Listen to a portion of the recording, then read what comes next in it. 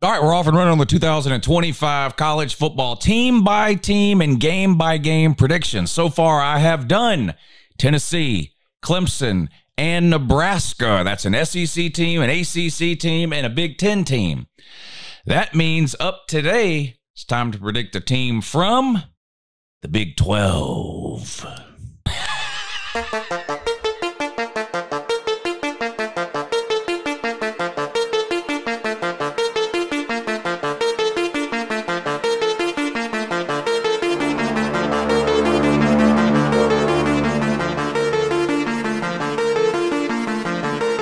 I know stuff. Oh, yeah. Good morning. That's Uncle Lou here. That's right. It is me, Lustradamus, live on YouTube for you. How's everybody doing?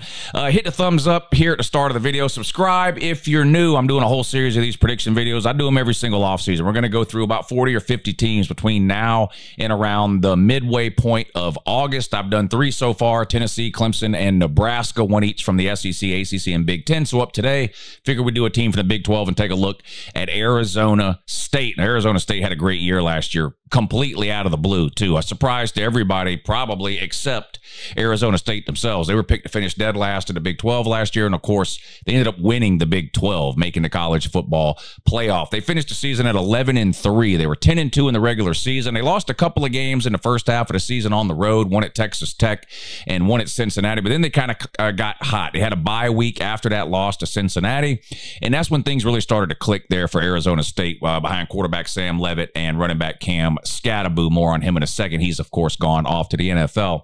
But they finished out the regular season strong with wins against Oklahoma State, Central Florida, Kansas State, BYU, and Arizona State. They then went on, of course, to win the Big 12 championship against Iowa State, an absolute just demolition of Iowa State, 45-19. And then one of the best playoff games we saw out of the entire inaugural 12-team playoff, Arizona State versus Texas in a double overtime game. Texas came out on top of that one, 39-31. So Dillingham, head coach Dillingham, looking to build off of the success from last year. Can they repeat as Big 12 champions and make a return trip to the playoffs in 2025? We're going to try to find out today in this video. I am going to get to the game-by-game prediction. You can see I've got the schedule up on the screen right there. We're going to go through it in a second here, game by game, and I'm going to give you a winner and a loser for every single week. But before we get to that, let's talk a little bit about Arizona State coming up this season. Now, they had a great year last year, and we're going to start on the defensive side of the ball rather than the offensive side of the ball. We'll get to the offense in a second. They returned 10 of 11 starters on the defensive side of the ball, Arizona State does. They were first in the Big 12 last year against the run. They did struggle at times in the back end of the defense, giving up some big plays through the air. They've brought in a couple of players through the transfer portal, plus some younger guys looking to step up on the roster there and improve the pass defense for Arizona State. But they can only get better. The run defense should be really, really good. Again, like I mentioned, returning 10 of 11 starters on a defense that was really stout against the run last year. They only gave up about 110 yards a game, good for best in the Big 12. If they can shore up sort of the second level of that defense, I think they will once again have one of the best defenses in the Big 12. Now, over on the offensive side of the ball, they do lose Cam Scatterbo. And unfortunately, for teams like Arizona State, and what I mean by teams like Arizona State, in terms of recruiting and sort of, talent hidden on the roster at a place like Arizona State that would be able to step up and sort of take over where a Cam Scatterbo leaves off.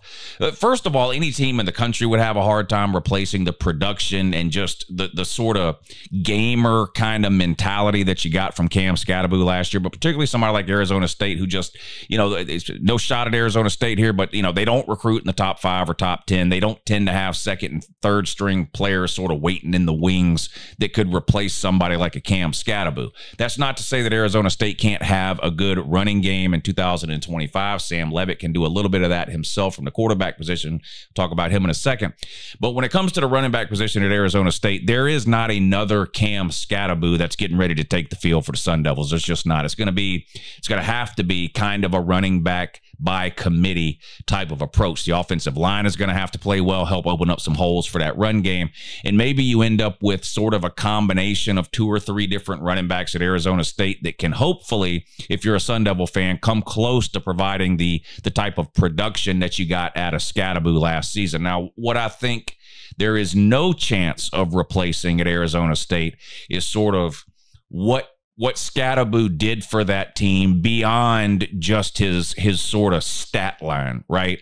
The leadership skills, the sort of innate ability that he had to sort of have players kind of come together around him.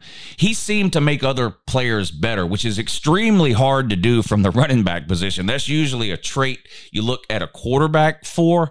Now, the good news is Sam Leavitt, the quarterback, is back, and he was one of the most surprisingly good quarterbacks in college football last season. He's projected right now to be a first or a second round pick in next year's NFL draft. We'll see how well he does this year. He brings back wide receiver Jordan Tyson, who's also projected to be a first or a second round pick next year as well. And like I mentioned, bringing back 10 of 11 over on the defensive side of the ball. It seems like Arizona State's going to have to maybe rely a little bit more on the pass this year offensively than they did last year. Scatteraboo was kind of their go-to guy. He was like an eraser, a problem solver, right? How many times over the course of the season did you find Arizona State in a position offensively where you felt like a punt was probably coming, and then Scatteraboo would pick up a first down or a touchdown or a big play or a critical 3rd and 1, that kind of thing. He was very, very reliable in those situations. Again, not to mention sort of the leadership abilities that he brought to that Arizona State roster. So I think Arizona State will be good offensively. I don't know if they will be as clutch offensively as they were last year without Scatteraboo. A lot of that is going to depend on Sam Leavitt and his ability to sort of take his game to the next level. Again, not that he was bad last year. He was great last year, but I think he's going to have to elevate that to even another level in 2025 to keep the Arizona State train sort of running in the direction that we saw last year. In terms of what people think about Arizona State heading into this season, I have to do some self-correction here. I put out a couple of top 25 polls every offseason. Well, I put out 3 every offseason. I do one after signing day in February. I do one after spring games conclude in April. And then I will do a final sort of preseason ranking a couple of weeks before the season starts. And I'm going to go ahead and call myself out here. My most recent top 25 ranking that I did after spring games ended, I had Arizona State at 23rd. They were 5th in terms of Big 12 teams in my ranking. I had BYU, Kansas State, TCU, and Texas Tech, I believe, all ranked ahead of Kansas State. I'm going to have to correct that. This is one of the reasons why I sort of do my offseason in a series of steps. I do an initial sort of, here's my initial thoughts for next year, top 25 ranking in February. Then I get to watch spring practice, watch the spring games. I sort of recalculate, readjust a little bit, redo my top 25 at the end of April. Then I start looking at team schedules, who's got harder schedules, who's got easier schedules, who's got trap games, back-to-back road games, how tough are some teams' non-con schedules. And I use that to sort of then begin to rework what will become my final top 25 ranking in the middle of August. And then I've got these prediction videos where I actually sit down, I go through the team's rosters, find out who all they lost, who all is coming back, returning production. Of course, a big stat in college football, how'd they do in the portal? How do they recruit? Have they had any injuries in the spring? All of those kinds of things help me to sort of finalize both these types of videos, the game-by-game predictions, which then leads to my final top 25 ranking that I'll do in the middle of August. And I'm going to tell you right now, when I do that top 25 ranking in the middle of August, Arizona State is not going to be 23rd. They're going to be somewhere in the top 15, maybe even in the top 10. After spending about an hour today looking over Arizona State, I am impressed with what I see, and I really, really like their chances in 2025. And I'm not alone. If you check the odds this year on winning the Big 12, I mentioned before they were picked to finish dead last in terms of the odds last year in the Big 12. Well, they're tied for first in terms of odds to win the Big 12 this season with Kansas State, another team that I'm really high on for 2025. I really like quarterback Avery Johnson over there. I think Arizona State is set to have another big year. I'm a buyer on Kenny Dillingham. I don't think last year was a fluke. I think Arizona State is going to have another successful season. Will it lead to another Big 12 title? and a potential trip to the playoffs again in 2025? Well, we're going to find that out right now. Let's take a look at the schedule. We're going to go through it game by game, and I'll give you a winner and a loser for every single week. All right, now, like most teams in the Big 12, Arizona State starts out with 3 straight non-conference games to start their season. Before getting into their conference schedule, the Big 12, of course, plays 9 conference games. They start things out with an in-state school, lower classification, Northern Arizona, the Lumberjacks. Arizona State should win this game easily.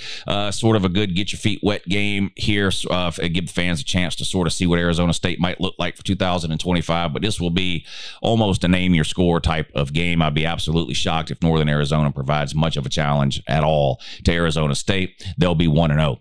Then they go on the road to play an SEC team, Mississippi State. Now, the good news is you played Mississippi State last year and you beat them.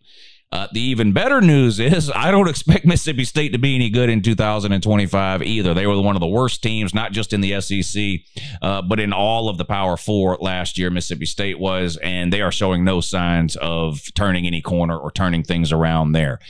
You do have to go on the road. The cowbells are annoying as hell. Trust me, as sort of an SEC guy, I can tell you nobody likes playing there because of those annoying-ass cowbells that, for no reason, by the way, the SEC allows.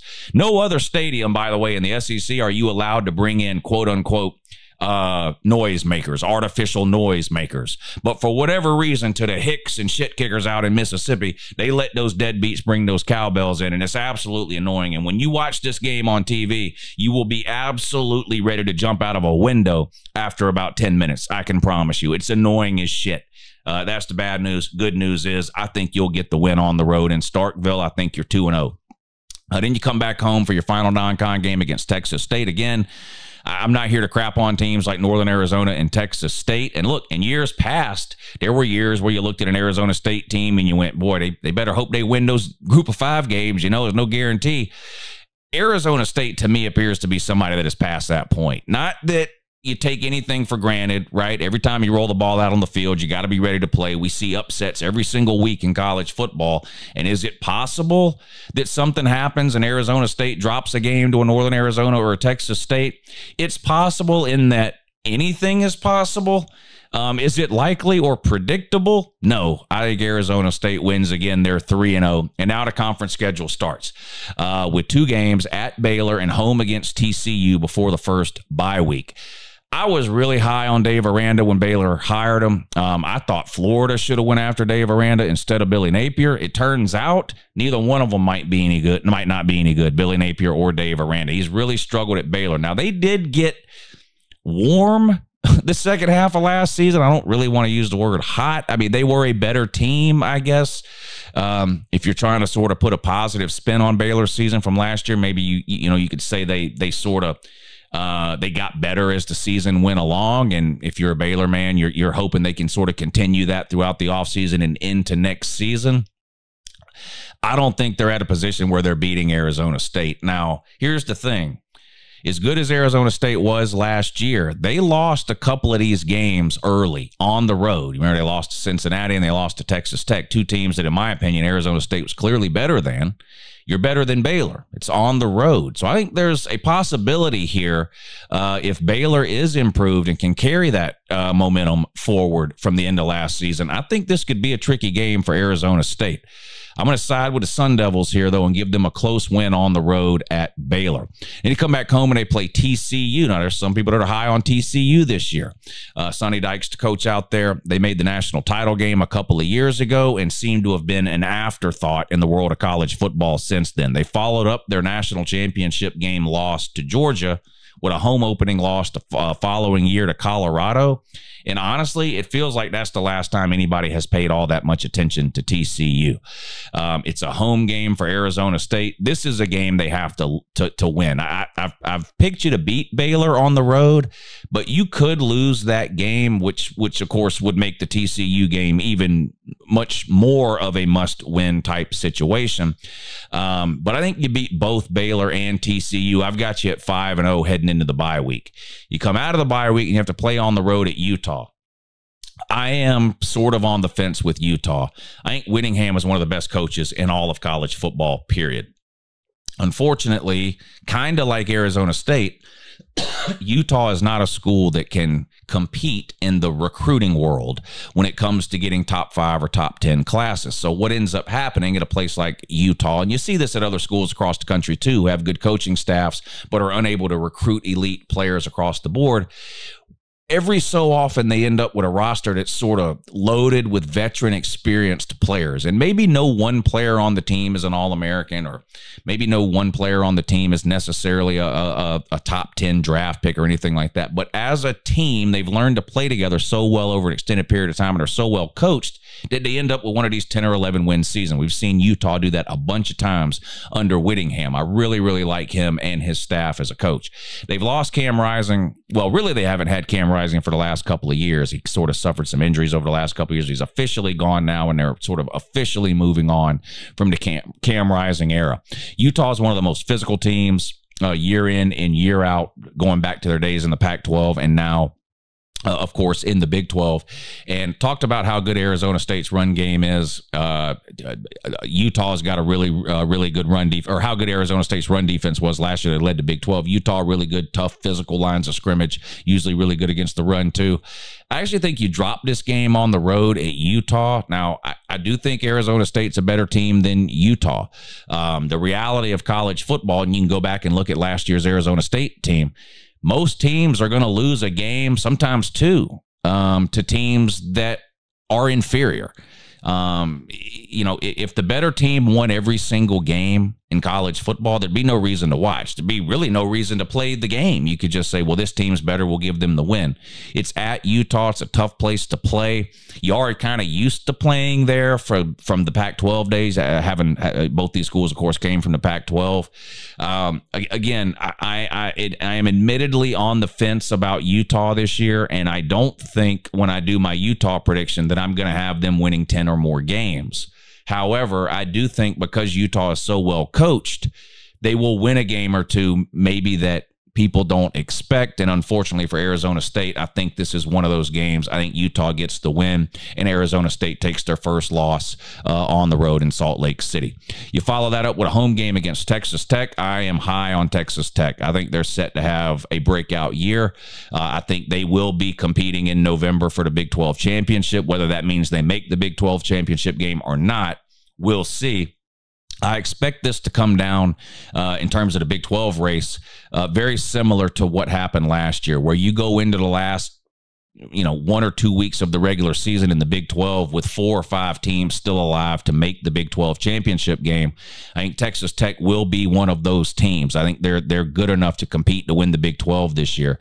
However, the game is at home. You're coming off a loss on the road at Utah. I think this is like a regroup week for Arizona State, and I think they get to win against Texas Tech.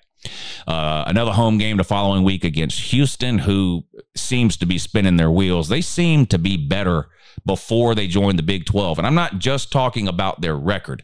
Obviously, the competition is tougher for Houston now that they're in the Big 12, a Power 4 conference, as opposed to before they made the move and they played the Group of 5 schedule. So I'm not just talking about their record. I'm just, when you watch them play, they don't look like as good of a team as they were 3, 4, 5 years ago. I don't see them getting a win on the road at Arizona State. I'm going to give the Sun Devils that win. They're still sitting with just the one loss. And then they got to go on the road to Iowa State, and this might be a make or break game here for both teams in terms of making the Big 12 championship game. Now, we know from last year, only one Big 12 team made the college football playoff. I'm not saying that is definitely going to happen again in 2025, but if I was a fan of a Big 12 team, I would approach the season as in, we need to win the conference if we're going to make the playoffs. Things are changing in 2026 and going forward in terms of how they decide who gets into the playoffs. But in 2025, it's still going to come down to that ridiculous committee. And they haven't shown a whole lot of respect to the Big 12 over the last couple of years. Arizona State, as good as they were last year, was barely a top 15 team according to the playoff committee in their final rankings. I think Iowa State, like Texas Tech, one of those teams that's going to be sitting there the last couple of weeks of the regular season with an opportunity to get to the Big 12 title game and then make the playoffs. It's on the road at Iowa State, and I think Iowa State gets the win, and Arizona State catches their second loss, which doesn't mean anything. He had 2 losses last year. There's so much parity within the Big 12 that I almost wouldn't be surprised if you had 3 or 4 teams at 11-1, or if you had 3 or 4 teams at 10-2. I feel like it's going to be like a tiebreaker situation like it was last year. I still think Arizona State is good enough to make it to the Big 12 title game, maybe potentially a rematch with Iowa State. But I do think you take your second loss there on the road at Iowa State. Then you have your second bye week. You finish the regular season out with 2 home games sandwiched around a trip to Colorado. I think you get the win against West Virginia at home. They've got a first-year head coach. Kinda. It's Rich Rodriguez. He was the head coach there, seems like 100 years ago now, back in the 2000s. They've brought him back to try to turn that program around, and he may be able to do it. I don't think it's going to happen this season, and I definitely don't think they're going to be good enough late in the year to go on the road and get a win at Arizona State, a team that will still be alive for the Big 12 championship and a playoff berth. I think you beat West Virginia. I also think you get the win on the road at Colorado. Colorado, like Arizona State, was a surprising team last year, finishing 9-3. They had several wins that people did not expect heading into the season. Great years by Shedeur Sanders and Travis Hunter, obviously, but they're both gone and off to the NFL, and I just don't think they've got the pieces to replicate the type of season that they had last year. They're probably going to be playing a true freshman quarterback in Juju Lewis, and I like Juju Lewis. He's from the state of Georgia. I've seen him play some high school ball, but it's another level when you're talking about playing at the Power 4 at the Power 4 level. And I just don't think Colorado's got the pieces. They can't run the ball against anybody, Colorado. They definitely can't run the ball against a defense like Arizona State, which means they're going to have to rely on the pass. And I just don't see their passing game being as dynamic this season without Travis Hunter and Shedeur Sanders as it was last year. With those 2 guys, I think Arizona State gets the win on the road at Colorado. Final regular season game of the year, rivalry game against Arizona. Other than this being a rivalry game, I can't find any reason why Arizona State would possibly lose this game to Arizona.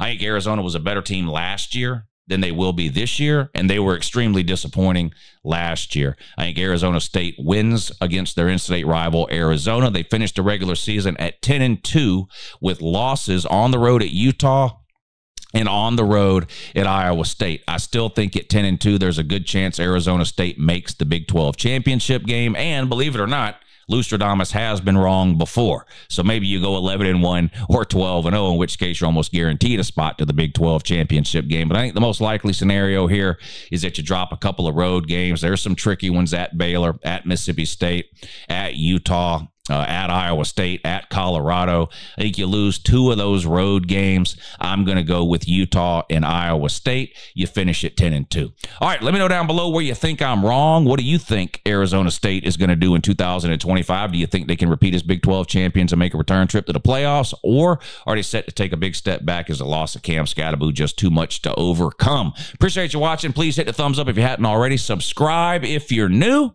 and I'll talk to you again soon. Lustradamus